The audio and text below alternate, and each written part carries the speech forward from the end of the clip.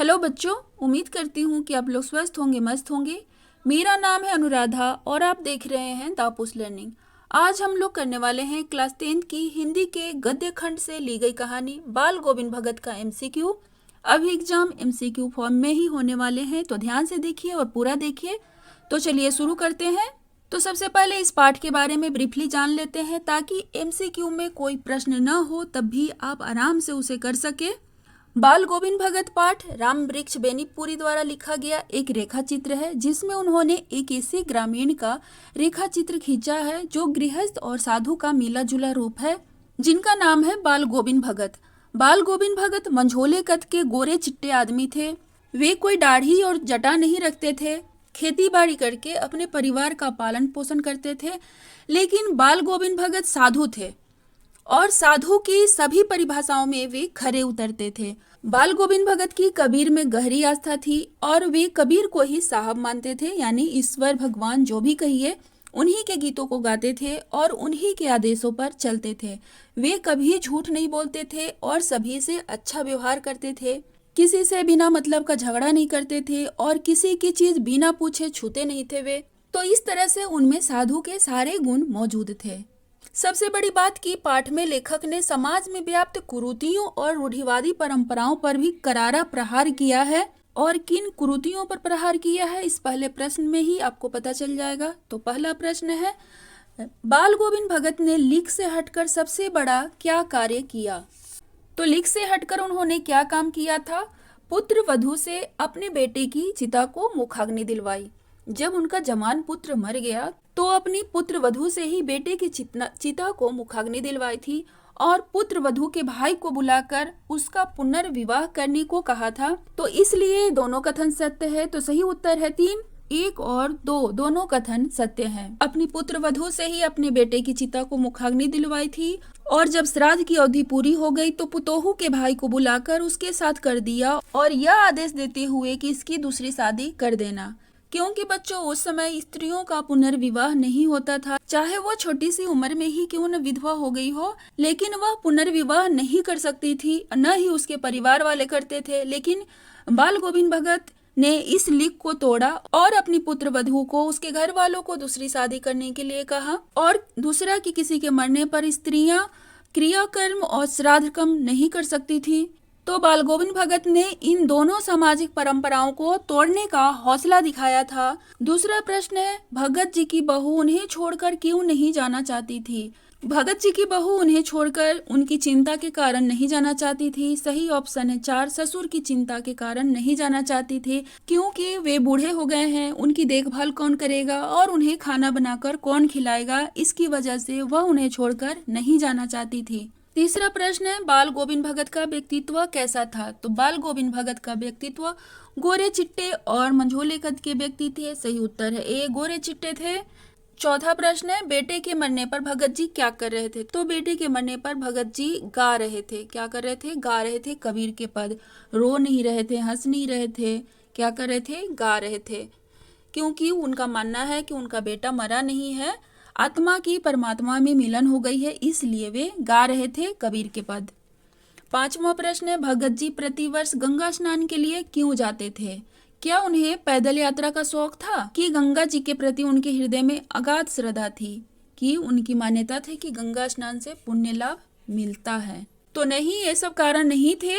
भगत जी के गंगा स्नान करने के कारण था संत समागम के लिए वे गंगा स्नान जाते थे, क्योंकि गंगा स्नान के समय बहुत सारे जो संत होते हैं वो आते हैं गंगा स्नान के लिए और उन लोगों से मिलना उनको अच्छा लगता था, इसलिए वे प्रतिवर्ष गंगा स्नान के लिए जाते थे।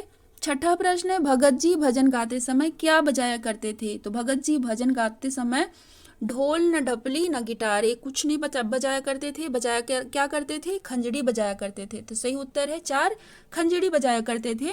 बाल गोविंद भगत कैसी टोपी पहनते थे? तो बाल गोविंद भगत की कबीर में गहरी आस्था थी, इसलिए वे कबीर जैसी कबीर किसी कनफट्टी टोपी पहनते थे। सही उत्तर है 1, कनफट्टी टोपी पहनते थे। आठवां प्रश्न है, लेखक बाल गोविंद भगत के किस गुण पर मुग्ध थे? तो वे मधुर संगीत गायन बहुत अच्छा करते थे। बाल गोविंद भगत जी इसी गुण पर लेखक मुग्ध थे, तो सही उत्तर है 3, मधुर संगीत गायन पर मुग्ध थे।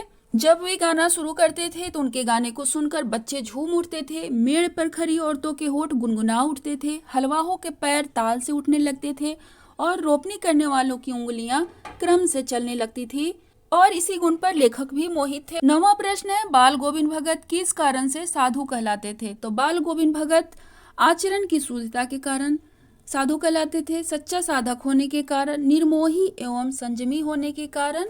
सही उत्तर है 4, उपर्युक्त सभी कथन सत्य है, क्योंकि ये सारे कथन सत्य है। बाल गोविंद भगत के साधु कहलाने के, क्योंकि उनमें आचरण की बहुत शुद्धता थी, सच्चा साधक थे, क्योंकि जिसके भी वो साधक थे उनके हर बात को मानते थे, उन्हीं के बताए रास्ते पर चलते थे।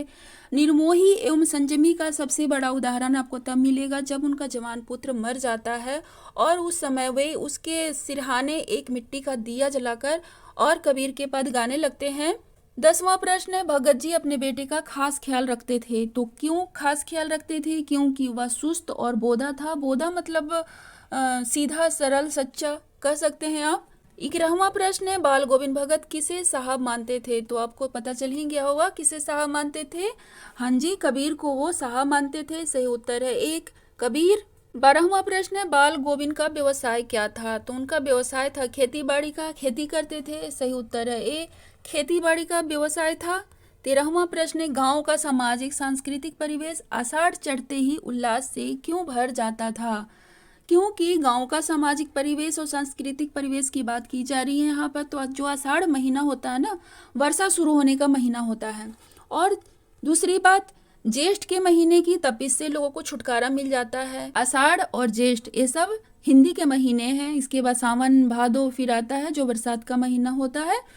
तो जेठ महीने में जो गर्मी पड़ती है झुलसाने वाली, जब बारिश होती है तो उससे लोगों को राहत मिल जाता है और लोग धान की रुपाई शुरू कर देते हैं। उस टाइम धान रोपने का भी समय होता है बारिश के मौसम में।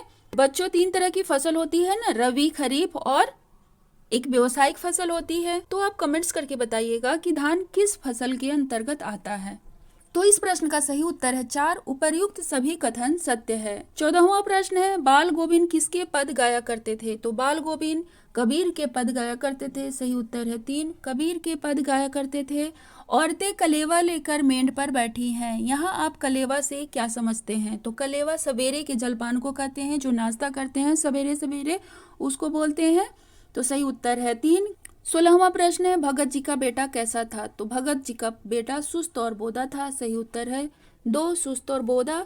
17वां प्रश्न है, राम वृक्ष बेनीपुरी का जन्म कब हुआ था? तो राम वृक्ष बेनीपुरी का जन्म हुआ था 1902 ईस्वी में। याद रखिएगा 1902 ईस्वी में। सही उत्तर है 2, सन 1902 ईस्वी। मूसलाधार का क्या अर्थ होता है? तो मूसलाधार का अर्थ होता है भीषण। बोलते हैं ना, बहुत मूसलाधार बारिश हो रही, यानी कि बहुत जोर से, तेजी से। 19वां प्रश्न है, बाल गोविंद के गीतों में कैसा भाव व्यक्त होता है? तो बाल गोविंद के गीतों में प्रभु मिलन का भाव व्यक्त होता है। सही उत्तर है ए, प्रभु मिलन का। 20वां प्रश्न, लेखक का सिर किस गर्व से ऊंचा रहता था? तो लेखक का सिर इसलिए ऊंचा रहता था कि वे ब्राह्मण जाति के थे। सही उत्तर है 1। 21वां प्रश्न है, भगत स्नान के लिए कहाँ जाते थे? तो भगत स्नान के लिए गांव से 2 मील दूर जाते थे। सही उत्तर है 1, नदी स्नान के लिए गांव से 2 मील दूर जाते थे। 22वां प्रश्न है, बाल गोविंद भगत सब चीजों को किसकी संपत्ति मानते थे? तो बाल गोविंद भगत सब चीजों को साहब की संपत्ति मानते थे। सही उत्तर है 1, साहब की संपत्ति मानते थे। इसलिए उनके खेत में जो कुछ भी पैदा होता था सिर पर लाद कर पहले उसे साहब के दरबार में ले जाते थे, जो उनके घर से 4 कोस दूर था। जो एक कबीरपंथी मठ था, वह दरबार में भेंट रूप में रख लिया जाता था तथा प्रसाद के रूप में जो कुछ भी उन्हें मिलता था उसे वे घर लाते थे और उसी से गुजर बसर चलाते थे अपनी। 23वां प्रश्न है, पूरब में लोही लग गई थी जिसकी लालिमा को शुक्र तारा और बढ़ा रहा था। शुक्र तारा क्या है? तो शुक्र तारा जैसे पृथ्वी हमारा एक ग्रह है, उसी तरह से शुक्र तारा एक ग्रह है।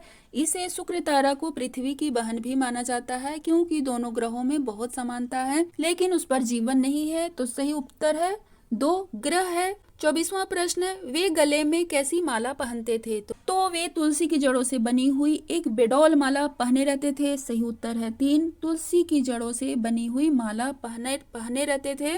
और इस वीडियो का 25वां और अंतिम प्रश्न है, बाल गोविंद भगत के बेटे का व्यक्तित्व कैसा था? तो उनका व्यक्तित्व था सुस्त और बोधा। सही उत्तर है 3। वीडियो अच्छी लगी बच्चों तो लाइक कर दीजिए, और अच्छी नहीं लगी तो कमेंट्स कीजिए कि क्यों अच्छी नहीं लगी। आपका कोई सजेशन है तो उसे भी दीजिए। तो मिलते हैं किसी नई वीडियो में, तब तक अपना ध्यान रखिए। Thank you so much.